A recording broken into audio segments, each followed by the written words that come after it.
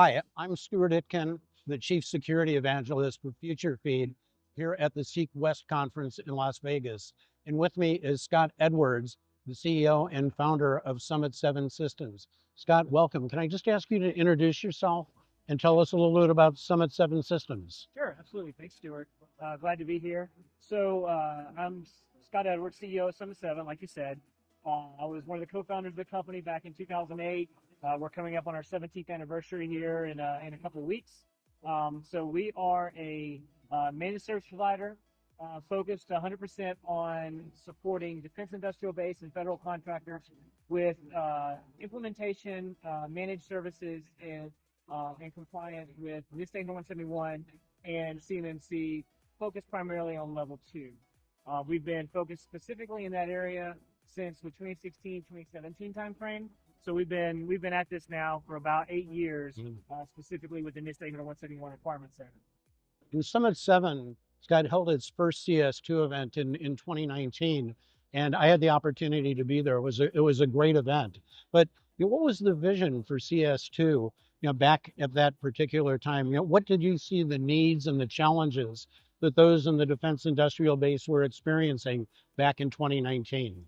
Yeah, sure. So in 2019, there wasn't a conference circuit. There was not a CMMC ecosystem. There wasn't a CMMC. Yeah. Right.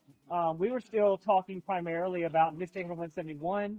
We were talking about DFAR 7012 requirements. We had not seen the 7019, 7020 requirements that come out yet.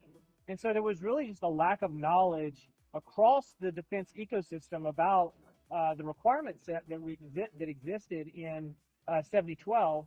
And we felt like we could help bring some clarity to the situation by bringing speakers together with deep expertise in the NIST standards, with expertise in FedRAMP, with expertise in cloud platforms like Microsoft GovCloud, Azure Gov, and GCC Hive.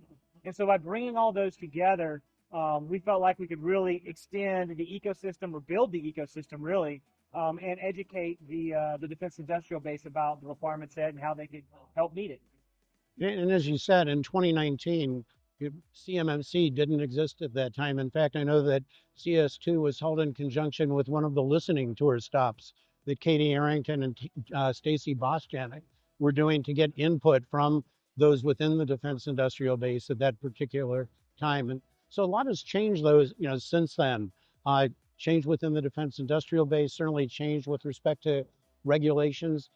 How has Summit 7 evolved, and how did the CS2 conference evolve in response to those changes that we've seen since 2019?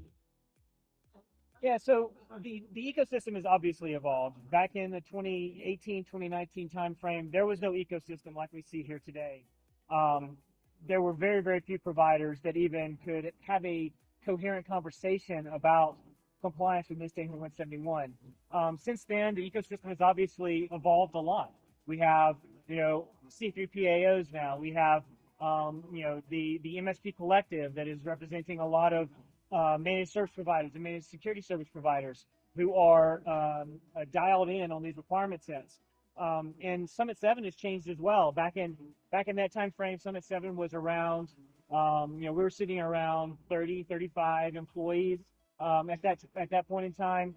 Today, we're sitting north of 250 employees.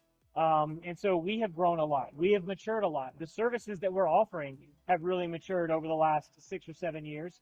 Now to the point where we have not only managed IT services, we're now doing managed security services with a 24/7 SOC, and we also just launched managed governance, risk, and compliance advisory as well. And so the ecosystem has changed. The landscape has changed from a regulatory standpoint with CMMC, and Summit 7 has been changing through that time period to meet the requirements that our customers continually bring to us. And this morning we had a big announcement that CS2 and CEIC Global were coming together to form the CS5 conference. Now, Scott, why was this the right time to be able to bring those two events together as one? Yeah, that's a great question. When it was first brought up to me, it was really kind of out of the blue. Wasn't really expecting the conversation. But the more I thought about it, the more sense it made. CS2 was born out of a necessity to educate. We never really branded CS2 very heavily with Summit 7. You didn't, when you came to Summit CS2, you didn't see a lot of Summit 7 logos. There weren't sales presentations. It was all educational content, really to bring information to the industry. And CEIC has that same mission. And like we talked about before, the ecosystem has changed. There's not a need now for us as Summit 7 to run a entire conference series to educate the ecosystem, because there are other outlets where that can be done. And by combining forces with CEIC and what was CEIC before that, we can build a bigger conference.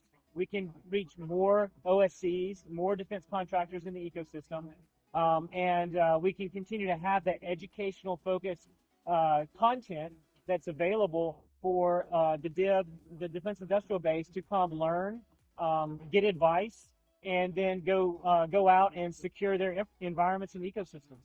And so that's really why we did it. Summit 7 has changed, like I said, over the past few years as well, and the way we're going to market is changing as well. And CS2 just doesn't really fit the way we want to go to market and the type of intimate conversations that we want to have with our customers, because we were having 300 people at a CS2. We were having 400, 500 people on a virtual CS2, coming in virtually. And by combining up with CEIC, now we can get to 1,000-person events and really build some scale with that. And I know those within the ecosystem, and certainly Summit 7 and other leaders, really see our involvement as a higher calling and view the importance of the mission that we're really all part of. As we look at CS5 coming up, why will it be the go-to event for defense contractors? Why should defense contractors attend CS5? What should they expect to learn and gain from attending that conference? Right. Well, CS5, much like CS2 before it, is going to be focused on educational content. They're not sales pitching. The people that are speaking on stage are speaking from experience. They're speaking to the standards. They're speaking to approaches and methodologies for how to help meet the requirement set that's out there. They're not pitching a product.